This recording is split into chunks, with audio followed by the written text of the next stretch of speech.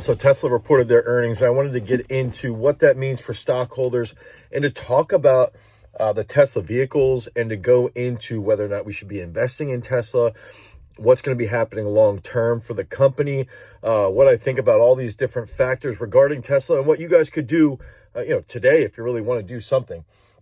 And I think this is an interesting stock because it's one of those things where when you really talk about Tesla or anything like related to Elon Musk, you immediately, especially from a political nature, you immediately just get people chiming in one way or the other. They hate Tesla or they love Tesla. And it's interesting from my perspective. I never invested in Tesla. I wish I would have. I would have made a lot of money had I done that, but I never was overly interested in it. And I know it sounds stupid, but it was one of those stocks that I never really got deep into it. Now, I listened to a couple shills for Grok, which is sort of under the Elon Musk umbrella. I listened to a lot of guys who talk a lot about what Musk is doing with all those different companies. So I do have interest in some of his other endeavors. Now, the reason why I wanted to bring this up is that my in-laws actually just purchased a brand new Tesla, and they did so back at the end of August. Okay, and one of the interesting points around it that I brought up, because we were looking at purchasing an EV Volvo that uses a LiDAR system in their detection. And this is similar to the system that Waymo uses as they're driving. And I've brought this up in the past. I've gotten flack from all the people who are just hardcore Muskers, similar to the Trumpskis. They're all just hardcore constantly. It's all emotion. It's just constant emotion, talking about how you're stupid for thinking that the Tesla system needs LiDAR. And it's like, no. You can watch one Mark Rober video on YouTube and understand that it should be using LiDAR. And that was the one thing I wanted to bring up, is that in this brand new Tesla, it's pretty much the same car that it was in 2019. And the thing is like in 2019, this car was ahead of its time. Absolutely freaking awesome. Phenomenal. But it's sort of gone through this stagnant, portion where they haven't really developed the car. Now, I want to go into the stock itself, and then we're going to come back to the car and to what this means for the future. And I wanted to just go over real quickly, like if I'm looking at, they just reported earnings. So if I'm looking at earnings, okay, if I'm listening to the call, a real easy thing to do that I like to actually jot down is like, okay, what's their revenue? What's their revenue? Because that's important, right? What kind of cash do they have on hand? Okay, that's very important. What's their forward PE? I want to see what they're trading at. What's their forward PE? Because I want to compare that to their earnings per share. Okay, so I want to look at the revenue, the forward PE, earnings per share, what kind of cash do they have on hand, what are their operating margins, their growth margins, stuff like that. Those are, it's non-emotional, okay? When we're talking about a stock like Tesla that is super momentum and emotionally driven. And a lot of pundits don't like talking trash or saying negative things about Tesla because they might get called out by a certain somebody on X or on anything else. And so it's one of those things we got to look at. Let's remove the emotions so we don't have that snowflake stuff coming inside of our gut and look at actual numbers.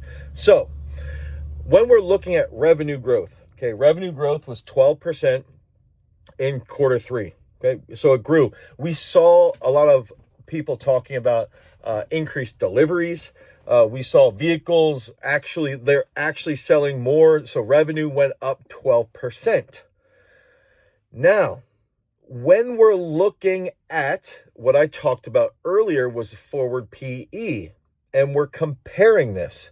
Okay, we're looking at the forward PE and we're going, this is at like 289, 200 plus forward PE. It's a hyper growth stock. It's trading as a hyper growth stock. It is not a dividend stock. It is not a value stock. If we're looking at a dividend or a value stock and they're increasing revenue by 12%, that's very good. If we're looking at a company that trades at a forward PE of 200 plus, it's a hyper growth stock. A 12% revenue growth is unacceptable. It is bad. Bad. It is not okay. You're looking at hyper growth. 12% is not hyper growth. Okay. The other factor that we have to bring in is that then we're looking at EPS. Okay. So if we're looking at four PE at 289, it's a growth stock. Hyper growth at 12% is bad. And then we're looking at EPS, and this is GAAP and non-GAAP, and you're looking at earnings. So earnings per share is at negative 31% or negative 37%.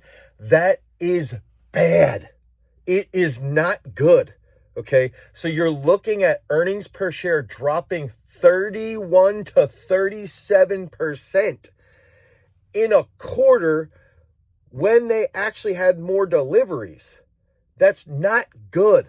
Okay. So we have to start to think about this stuff. And then you go and you look at operating margins and gross margins. Those are two things. Remember, we're removing the emotions. We're looking at strictly numbers.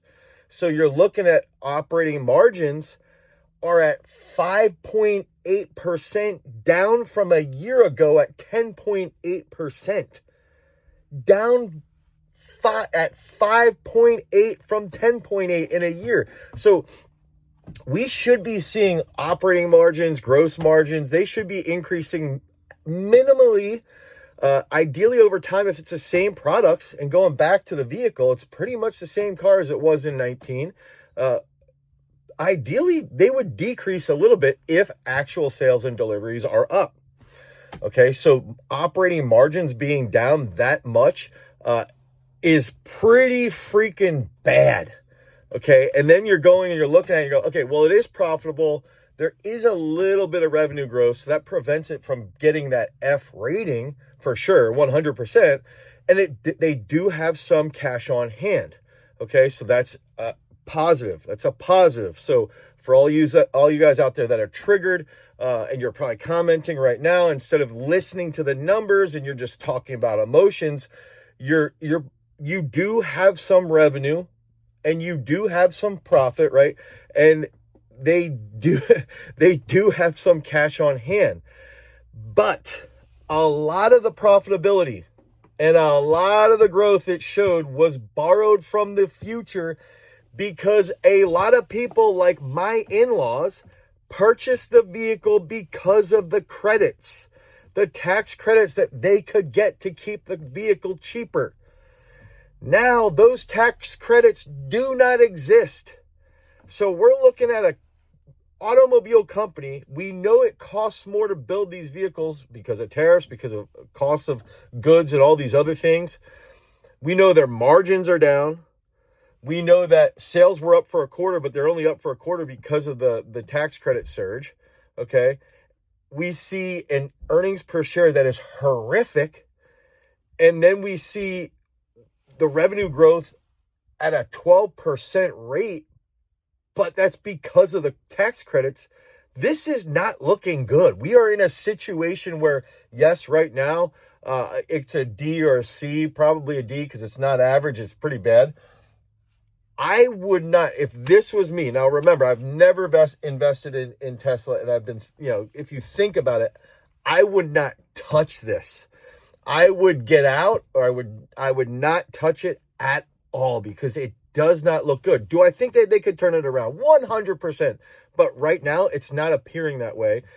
They've been talking about these robo-taxis. They're going to get slaughtered by Amazon. They're getting destroyed by Google with the robo-taxi charge, right? We see Waymo's way further ahead across the entire globe. When I was in Tokyo, I showed you guys videos of how many Waymos I saw when I was in Tokyo versus zero robo-taxis. Nothing's happening with that. So as far as what we see happening in the future, I would get as far away from this as I possibly could. It might roll for a little bit because it is a momentum-based stock, and because everybody's so emotionally driven with this stock. They're so attached to this individual.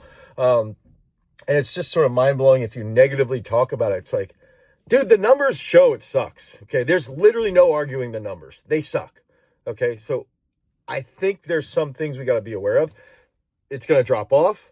Do I think that the company could come back 100%? I wouldn't touch it for a while. I want to see how the next couple of quarters, and I hope it drops hard, and then I might come into it and start investing in it if I see that they have better leadership or leadership is more present. So I wanted to talk about Tesla and just share that with you guys. And meanwhile, I'm just still celebrating on the weekend here with my AMD shares that I've been telling you about for the entire time I started this channel, and nobody wanted to listen. So I hope this helps somebody out there. Until next time, peace. Tesla sucks.